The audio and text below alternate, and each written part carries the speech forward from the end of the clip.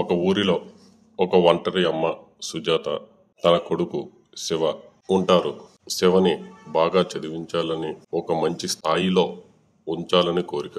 ఆమె పెద్దగా చదువుకోలేదు. 10వ తరగతి పాస్ అయ్యింది అంతే. పక్క టౌన్లో ఒక బట్టల షాప్లో ఎన్నాళ్ళుగా పనిచేస్తుంది. చాలినంత జీతం. కొడుకుకి మంచిగా చదివించాలని ఉన్న స్తోమత లేదు. అదే టైంలో ఒక పెద్ద మనిషి దేవుడిలా కరుణించాడు. అతనికి ఒక హోటల్ ఉన్నది. అతని పేరు ప్రసాద్. ప్రసాద్ గారితో అమ్మ తన బాధలు చెప్పుకుంది. ఆయన కూడా పెద్ద మనసుతో ఒక దారి చూపించాడు. అతనికి ఉన్న హోటల్ పనిచేసుకోమని చెప్పాడు. ప్రసాద్ గారికి చెల్లి ఉన్నది. ఆమె పేరు భార్గవి. హైదరాబాద్లో పీజీ నడుపుతుంది. ఎక్కడి నుంచి అక్కడికి వెళ్ళి ఆఫీసులో, కాలేజీలో, దగ్గరలో ఉండే అపార్ట్మెంట్లు వాటికి అద్దెకి తీసుకుని వాటిని పీజీగా మార్చి అక్కడ ఒక 5 ఏళ్లుగా బాగా సంపాదిస్తున్నారు. ఆమెకి ఒక కొడుకు ఉన్నాడు. అతని పేరు మున్న. అమ్మ చాలా చక్కగా వంటలు బాగా చేయడం నేర్చుకుంది. ఇక్కడ ప్రసాద్ గారికి ఆరోగ్యం బాగోక అతను హోటల్లో అమ్మేస్తానని ట్రై చేస్తున్నారు. ఆ విషయం అమ్మకి చెప్పారు. అమ్మ చాలా ఫీల్ అవుతుంది.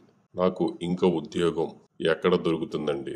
ప్రసాద్ గారు అమ్మకి ఎప్పటి నుంచో తెలిసిన వారు అవ్వడం వల్ల ఆయన చెల్లికి చెప్పి ఆడవాళ్ళ పీజీలో వంట మనిషిగా మాట్లాడాడు. అమ్మ ఆనందానికి అవతలేవు. కారణం, ఇక్కడ వచ్చేదానికంటే 2 జీతం, పీజీలోనే భోజనం, వసతి కూడా. పైగా నా చదువుకు సరిపడా అమౌంట్ ఇస్తానన్నారు. నా భవిష్యత్తు మీద ఆశతో అమ్మ నేను హైదరాబాద్ ట్రైన్కి వేశాం. హైదరాబాద్ రైల్వే స్టేషన్ చాలా పెద్దగా ఉంది. మేము ట్రైన్లు దిగి అటు ఇటు చూస్తూ ఉంటే అక్కడికి ఒక అతను వచ్చాడు. మా దగ్గరకు వచ్చి, నువ్వే సుజాత కదా అంటూ అడిగారు. సుజాత, అవును కాస్త తడబడుతూ, నేనే సుజాతని, మా బాబు శివ. మున్న నవ్వుతూ, నేనే మున్న. ప్రయాణం బాగా జరిగిందా సుజాత అంటూ ఆప్యాయంగా పలకరించాడు. అయ్యో మీరే వచ్చారా? ఎవరైనా పనిచేసే వాళ్ళని పంపుతా అన్నారు కదా. మున్న, పనివాళ్ళు అందరూ ఏదో పనిలో ఉండిపోయారు అని నేనే వచ్చాను. ఆ బ్యాగ్ కాస్త ఇలా ఇవ్వు అని తీసుకున్నారు.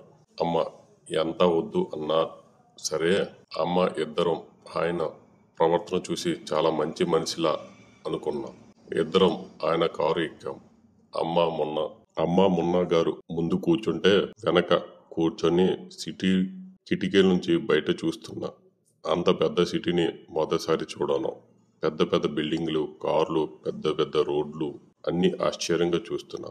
ముందు కూర్చున్న మొన్న అమ్మ మాటలు దిగడం అవి ఏమి పట్టించుకోకుండా నేను బయట చూస్తున్నా. మొన్న అమ్మ గురించి అన్ని విషయాలు అడిగి తెలుసుకుని కారు నడుపుతూ అమ్మ మా గురించి అన్నీ చెప్పింది.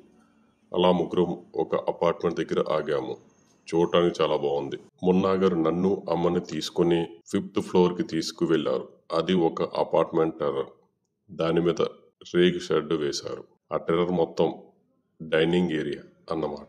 ఒక పక్క అందరూ కూర్చుని తినడానికి టేబుల్స్, చైర్స్ ఉన్నాయి. ఇంకో పక్క వంట చేసే కిచెన్ ఉంది. కాస్త ఖాళీ స్థలం. చివరిలో ఒక గది. మమ్మల్ని ఆ గదిలో తీసుకుని వెళ్లారు. ఆ గది చాలా బాగుంది. చిన్నది అయినా సరే ఒక మంచం, ఒక చిన్న ఎల్ఈడి టీవీ గోడకు ఉంది. రేకుల షెడ్ కాబట్టి ఒక కూలర్ కూడా ఉంది. చూడగానే నాకు బాగా నచ్చింది. మొన్న సుజాత, ఇక్కడే మీరే ఉండండి. ఈ గది నీకు. బయట వంట చేసుకోవడానికి సపరేట్ గది ఉంది. ఇంకా పీజీలో ఉండే వాళ్ళందరూ పైకి వచ్చి భోజనం చేస్తారు. నా పీజీలో అన్నిటికీ ఇలాగే పైన భోజనం చేయడానికి కట్టించాను. నువ్వు మొత్తం ఈ 2 లేడీస్ పీజీలు వంట చెయ్యాలి.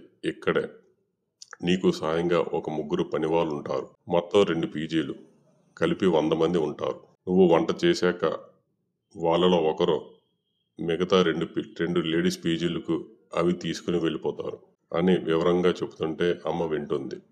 నేను ఆడుకుంటూ మొత్తం అటు ఇటు తిరుగుతూ కొంచెం విన్నా. అమ్మ తనకి కావాల్సినన్ని ఉన్నాయో లేదో చూసుకొని మున్నతో మాట్లాడుతూ అలా మొత్తం వంటగది, అందులో సరుకులు, సామాన్లు అన్నీ చూసుకుంటుంది.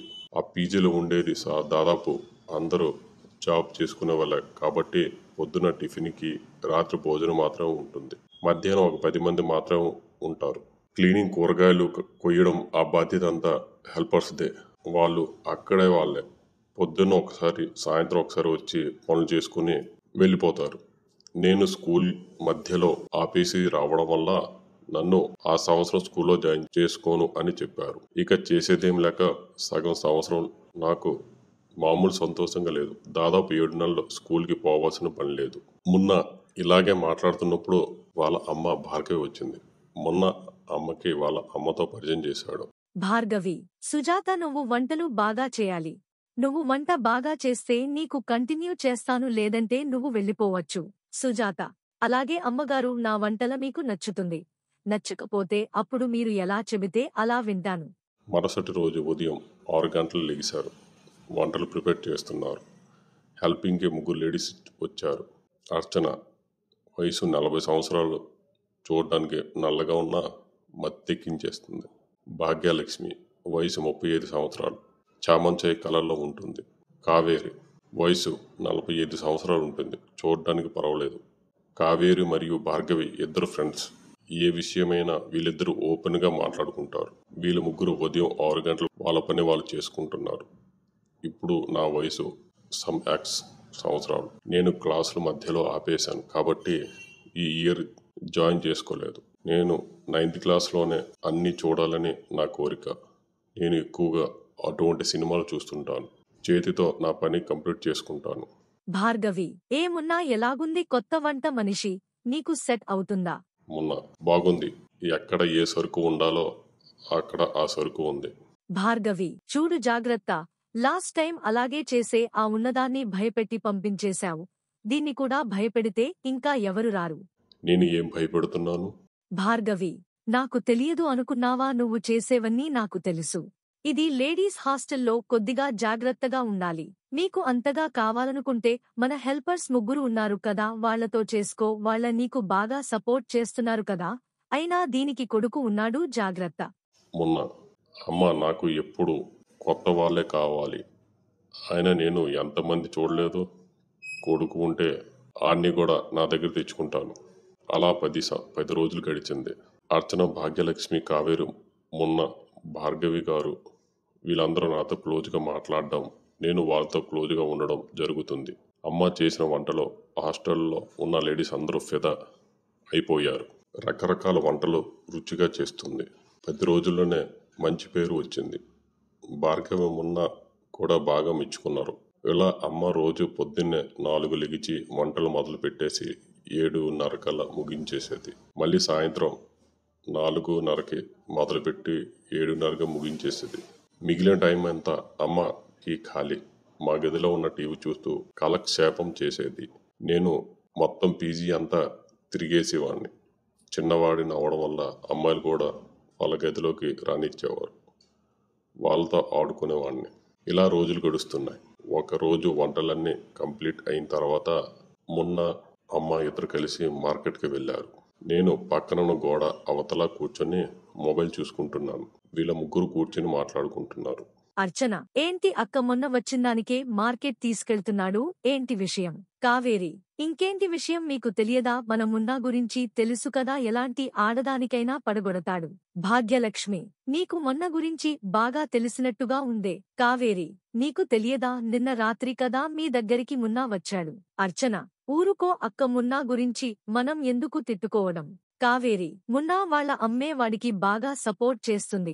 వాళ్ళ అమ్మ ఎదురుగా నాతో ఆట ఆడుకున్నాడు. నేను ఏంటి వీళ్ళు ముగ్గురు మొన్న గురించి ఎలా మాట్లాడుకుంటున్నారు అంటే, మొన్న పెద్ద ఆటగాడు అన్నమాట. వీళ్ళ ముగ్గురుతో కలిసి క్లోజ్గా ఉంటే ఏదో ఒక విషయం తెలుస్తుంది. అదేవిధంగా మా అమ్మ మొన్నతో ఈ మధ్య బాగా క్లోజ్గా ఉంటుంది. నేను మనసులో వీరిలో భాగ్యలక్ష్మి కొద్దిగా బాగుంటుంది, దీనితో మాట్లాడితే ఏదో విషయం తెలుస్తుంది, నాకు కూడా హెల్పింగ్ ఉంటుంది అనుకున్నా. నేను మనసులో వీరిలో భాగ్యలక్ష్మి కొద్దిగా బాగుంటుంది, దీనితో మాట్లాడితే ఏదో ఒక విషయం తెలుస్తుంది, నాకు కూడా హెల్పింగ్ ఉంటుంది అనుకున్నా.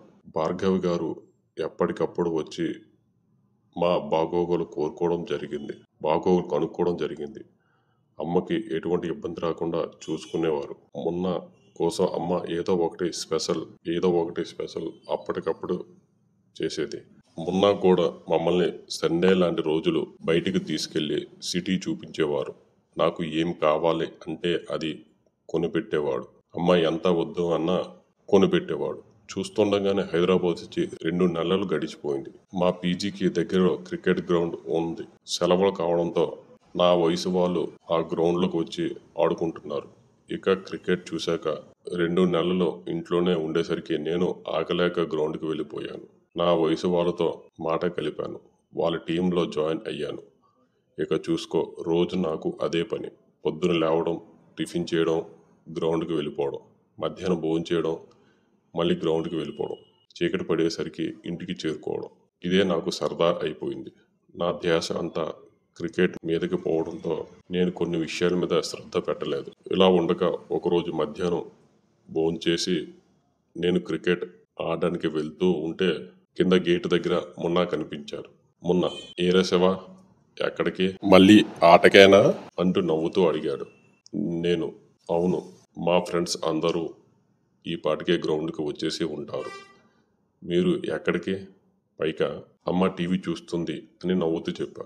మొన్న, సరే నేను మాట్లాడి వస్తాలే, నువ్వు బాగా ఆడుకో అంటూ నా జేబులో 100 రూపాయల నోటు పెట్టాడు.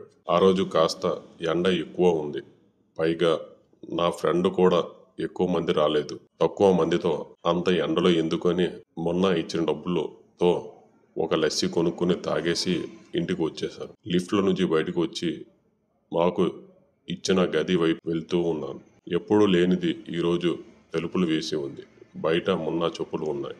నాకు అర్థం కాలేదు. ఎప్పుడు అమ్మ తలుపులు వేసుకోదు కదా అని తలుపులు కొడదాం అని డోర్ దగ్గరికి వచ్చి ఆగాను. లోపల నుంచి అమ్మ గొంతు వినిపించింది. అది చాలా వింతగా అనిపించింది. ఎప్పుడు వినని టోన్లో మాట్లాడుతున్నట్లు ఉంది. ఏదో శబ్దం వస్తున్నాయి. ఎప్పుడు అలాంటి వినలేదు. డోర్ కొట్టకుండా ఏంటో చూద్దాం అని పక్కకు వెళ్ళి కిటికీ కనబడితే సైలెంట్గా ఒక బకెట్ తిరిగేసి జాగ్రత్తగా గదిలో చూశాను. అంతే, నాకు దిమ్మ తిరిగిపోయింది. గదిలో కుర్చీపై, మంచంపై కొన్ని బట్టలు చిందరవందర కనిపిస్తున్నాయి. లోపల మొన్న అమ్మ ఒకరికి ఒకరు చాలా దగ్గరగా ఉన్నట్లు అనిపించింది. అమ్మ సరిగ్గా కనబడలేదు. నాకు మొత్తం ఆ మొన్న కింద ఉంది. గదిలో ఏదో చిన్న చిన్న శబ్దాలు వినిపిస్తున్నాయి. అమ్మ చేతులు మొన్న వీపు మీద నిమురుతున్నాయి. అమ్మ ముఖం నాకు సగం సగం కనబడుతుంది. అమ్మ ముఖంలో ఒక వింత భావం మెరుస్తుంది.